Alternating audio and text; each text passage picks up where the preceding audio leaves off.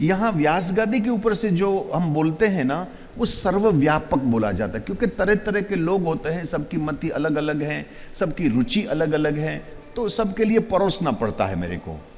लेकिन जब आप अकेले मिलने के लिए आओ ना, तो मैं एक ही चीज दूंगा और देता भी हूं, एक ही चीज, दो नहीं देता। आपकी ऊर्जा बिखर जाएगी भाई। त्रिसत्यस्यैव भक्तिरेव गरियसी, भक्तिरेव गरियसी, नारद जी कहते हैं।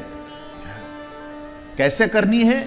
बोले देहमयी, मनोमयी, प्राणमयी और चैत्यमयी, ये सब जगह पर भक्ति होना चाहिए। भक्ति का अर्थ सिर्फ मंजीरा बजाना नहीं है, इट्स नॉट दैट सिंपल, बहुत कठिन है।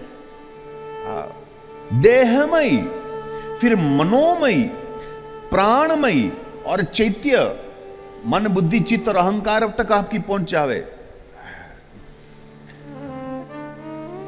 तो ही मिलेगा भाई। अरे कौन चली गई होगी? यहां दूसरी बार शुकाचार्य महाराज ने परोक्ष भाव से अपने गुरुदेव को याद कर लिया है।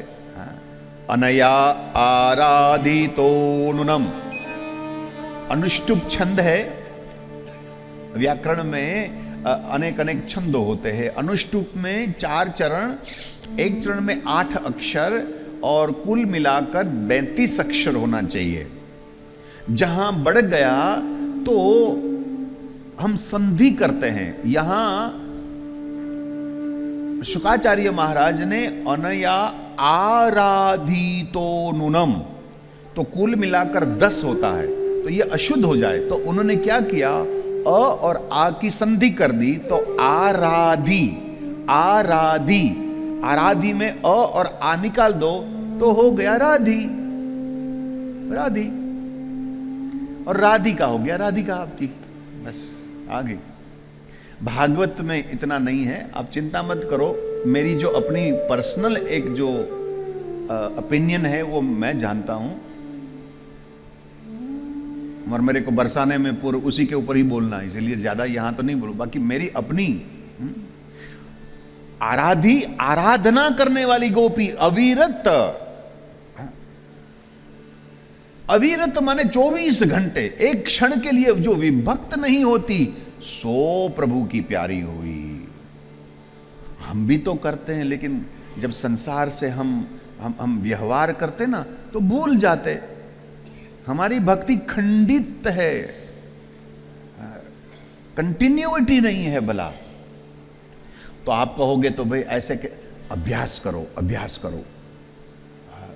बाजार में चलते चलते भी मन से आप जाप करोगे, रोटी बनाते बनाते जाप जपोगे,